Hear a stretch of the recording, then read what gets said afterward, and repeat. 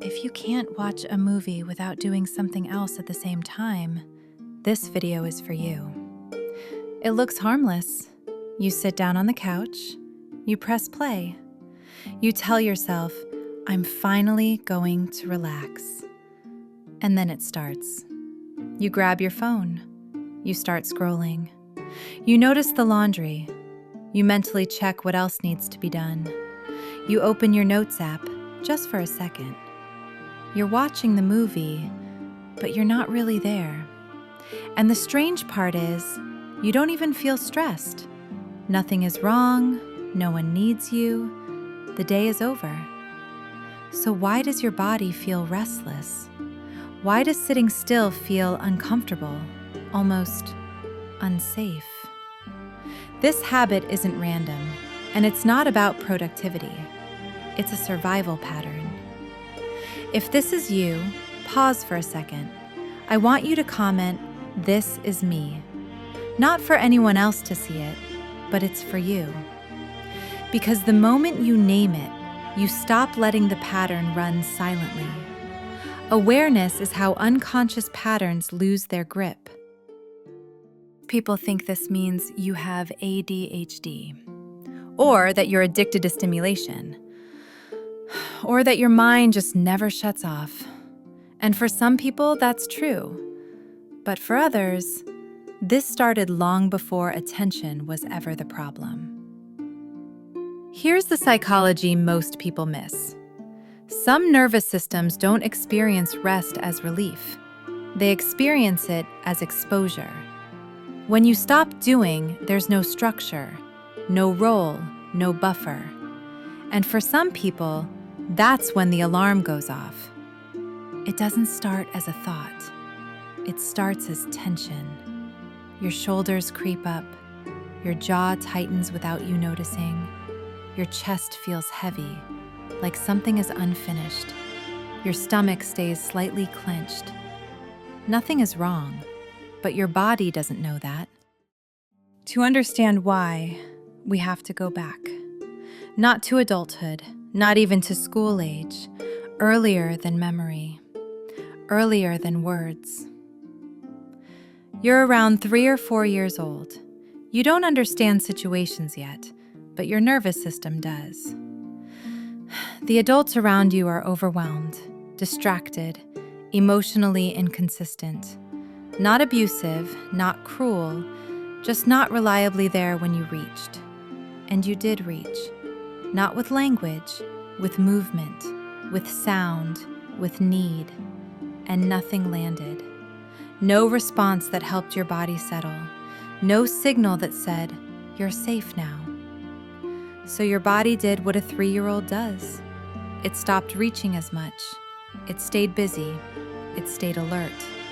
It learned to move instead of pause, not because it understood, but because that felt safer.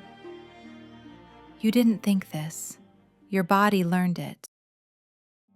At that age, beliefs don't sound like sentences. They live in the body. They form as sensations, reflexes, and memory, and later, they run your life on autopilot. Your nervous system noticed something simple. When I stop reaching, the discomfort fades faster. When I stay occupied, I feel steadier. So you adapted. You became quieter, more self-contained, easier to manage. Adults praise this. She's so independent. He doesn't need much. They're very mature. No one asked the real question. Why did a child learn not to need? This is how a child disappears without leaving. Not physically, but internally. Over time, that adaptation hardens into a rule. Not in words, in sensation. Stillness feels risky. Doing feels safer. Eventually, it stops feeling like a pattern at all. It feels like your personality. I just like being productive. I relax better if I'm doing something. I don't like wasting time. But every time you stay busy, your nervous system exhales. Not because you're healed, but because you're avoiding vulnerability. That's how survival becomes identity. This is why the movie matters. Because watching a movie is one of the few moments where you're not required to perform. No task, no output, no role, just being. And your nervous system doesn't trust that. So you multitask. You fold laundry, you scroll, you plan, you stay mentally on. Not because you're inefficient, but because staying alert feels safer than fully letting go. If you've ever thought, if I just sit here, I feel weird. I should be doing something. I'll relax once everything is handled. That's not a thought problem. That's a nervous system pattern. Not every child adapts the same way. Some cling, some explode, some try to control, and some detach. They stay independent. They stay mentally engaged. They stay slightly removed from their own feelings. This wasn't a flaw, it was a solution. It just doesn't fit your life anymore. Psychologists call this a form of dissociation, not losing awareness, but stepping out of direct emotional experience to stay safe. Astrologers have a different, ancient language for this. You learn to observe instead of inhabit, to think instead of feel, to stay above the moment.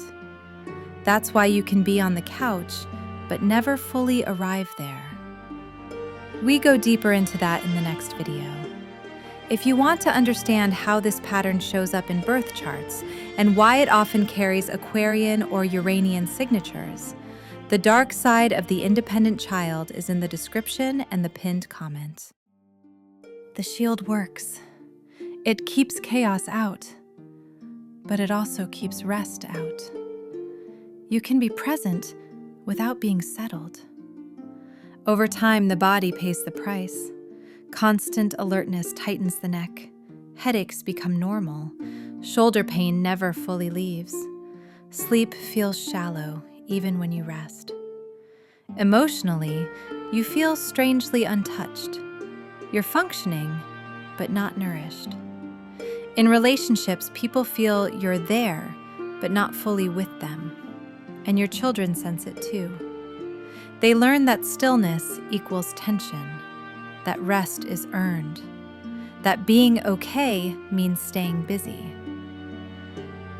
Eventually, the nervous system that never learned it's safe to stop keeps protecting you until it can't. And imagine doing this for another 10 years, never fully resting, always slightly braced.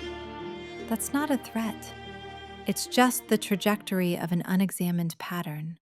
If you're noticing this pattern right now, while you're watching this, that's not an accident. The moment you notice, I'm not multitasking because I want to. I'm multitasking because stillness feels unsafe. That's not judgment, that's awareness. And awareness is the first break in the loop. This channel exists to slow those moments down, to name what's been running quietly underneath. If that's the kind of work you want to do, you're welcome to subscribe. Because once a pattern is seen, it loses some of its power. You don't need to force yourself to relax. You need to teach your body that it's safe to stop. If this video resonated, the deeper roots of this pattern are explored in The Dark Side of the Independent Child. It's the video shown on the screen right now. That video explains why your nervous system learned this so early and how it shaped your sense of safety. You're not broken. You adapted. And patterns, once seen, can change.